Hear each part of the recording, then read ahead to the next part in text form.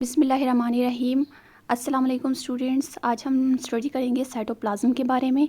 First of all हम cytoplasm का introduction study करते हैं। Cytoplasm is gel like fluid present between plasma membrane and nucleus. Cytoplasm जो है वो animal cells and plant cell के अंदर जेली लाइक फ्लूइड होता है, मीन्स जेली लाइक होता है, एंड ये प्लाज्मा मेम्ब्रेन एंड न्यूक्लियस के दरमियान में प्रेजेंट होता है। The living content of eukaryotic cell is divided into nucleus and cytoplasm, the two together forming the protoplasm.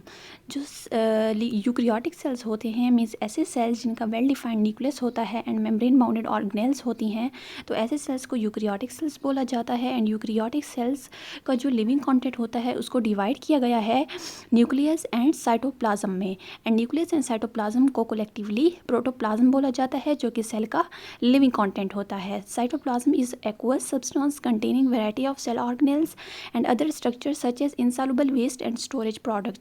Cytoplasm जो है ये एक्वस होता है, मीन्स इसमें वाटर प्रेजेंट होता है, एंड इसमें जो है बहुत सारी सेल ऑर्गेनेल्स भी होती हैं, एंड इसमें जो है दूसरे स्ट्रक्चर्स भी प्रेजेंट होते हैं। उसके अलावा insoluble waste and storage product भी सेल के साइटोप्लाज्म के अंदर मौजूद होते हैं। The soluble part of the cytoplasm form the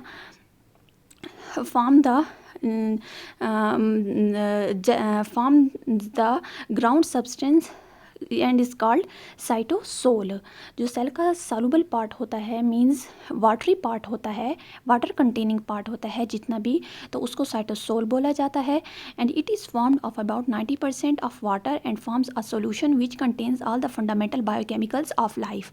end cytosol जो होता है उसमें 90% वाटर मौजूद होता है, एंड वो वाटर जो है सॉल्यूशन बनाता है जिसमें तमाम जो है बुनियादी जो है बायोकेमिकल ऑफ लाइफ जो है उसमें मौजूद होती है।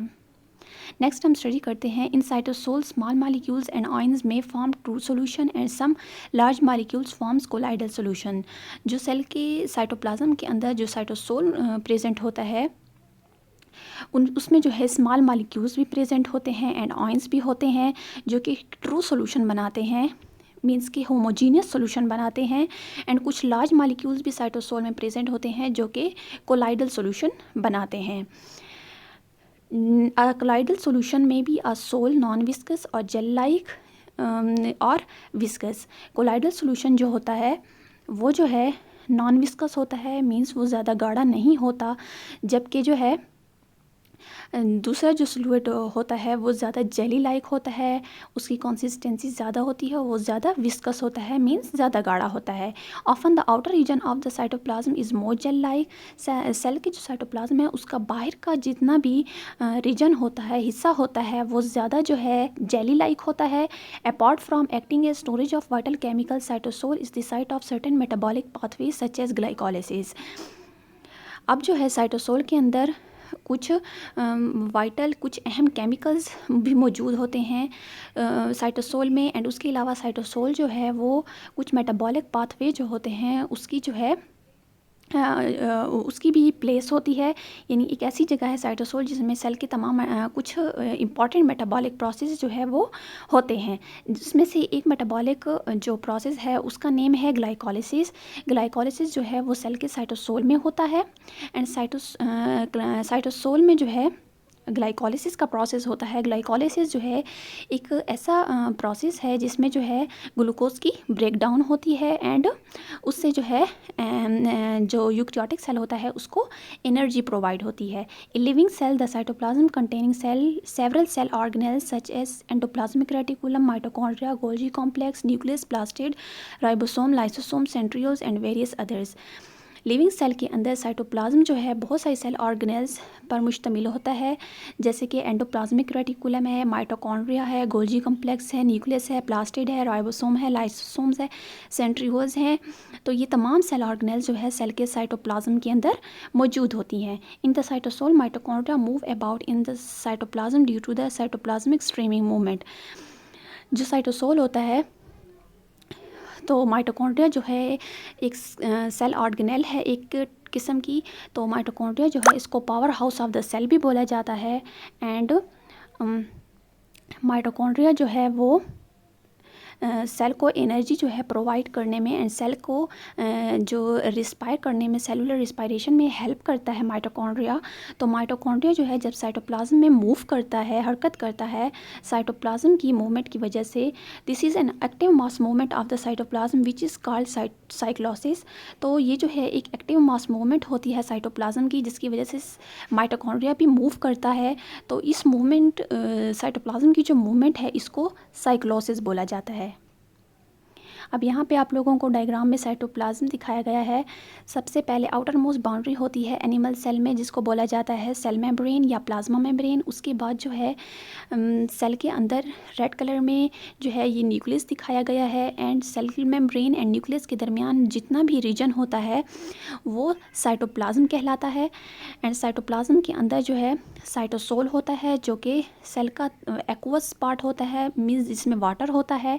एंड जो है उसमें जो है डिफरेंट जो है सेल ऑर्गेनेल्स भी मौजूद होती हैं। अब हम फंक्शंस स्टडी करते हैं साइटोप्लाज्म के। It contain organelles which store and produce energy. साइटल का जो साइटोप्लाज्म होता है इसमें सेल ऑर्गेनेल्स प्रेजेंट होती हैं जो कि एनर्जी को स्टोर भी करती हैं, महफूज भी करती हैं एंड प्रोड्यूस भी करती हैं, मीन्स के पैदा भी करती हैं। It help in cellular respiration. Cytoplasm जो है वो सेल रिस्पायरेशन में भी हेल्प करता है। मीन्स सेल का जो साइटोप्लाज्म होता है उसमें कुछ प्रोसेसेस होते हैं, कुछ मेटाबॉलिक प्रोसेसेस होते हैं, जिसमें से एक प्रोसेस है ग्लाइकोलिसिस। ग्लाइकोलिसिस जो है वो एक ऐसा प्रोसेस है जिसमें ग्लूकोज की ब्रेकडाउन होती है एंड उससे हमें एटीपी की फॉर्म में जो है एनर्जी मिलती है। तो इस तरह से जो है साइटोप्लाज्म जो है एनर्जी की प्रोडक्शन में और उसके अलावा सेल को जो सांस लेने में, उसकी रिस्पायरेशन में भी हेल्प प्रोवाइड करता है। Helps the cell to maintain its shape. Cell का जो साइटोप्लाज्म है वो सेल की शेप को जो है बरकरार रखता है। It adds in metabolic activity and ये जो है डिफरेंट मेटाबॉलिक एक्टिविटीज़ में सेल की जो मेटाबॉलिक एक्टिविटीज़ होती हैं, जितने भी सेल के अंदर केमिकल प्रोसेसेस होते हैं उनमें भी ये हेल्प करता है। अब यहाँ पे आप लोगों को एनिमल सेल की डायग्राम दिखाई गई है। ये जो यहाँ पर आप लोगों को ब्लू कलर में दिखाया गया है ये सेल का न्यूक्लियस है। एंड न्यूक्लियस के अंदर एक और स्ट्रक्चर होता है जो कि यहाँ पे गोल राउंडेड फॉर्म में दिखाया गया है। ये सेल के अंदर एक और पार्ट होता है जिसको न्यूक्लियोलस बोलते हैं। एंड अब इस न्यूक्लियस और सेल मेम्ब्रेन के दरमियान में जितना भी पार्ट है इसको हम साइटोप्लाज्म बोलते हैं। एंड सेल के साइटोप्लाज्म के अंदर साइटोसोल होता है एंड उसके अलावा सेल के साइटोप्लाज्म में सेल ऑर्गेनेल्स भी मौजूद होती हैं। अब सेल ऑर्गेनेल्स डिफरेंट टाइप्स की होती हैं, जैसे कि है mitochondria, endoplasmic reticulum, Golgi complex, centrioles and different जो प्लास्टेट्स एंड तो इस तरह की डिफरेंट सेल ऑर्गेनेल्स जो है वो सेल के साइटोप्लाज्म के अंदर प्रेजेंट होती हैं। आई होप आप लोगों को जो है इस लेक्चर की समझ आई होगी और आप लोगों ने इससे कुछ सीखा होगा। Thank you so much for watching. अल्लाह हाफिज़।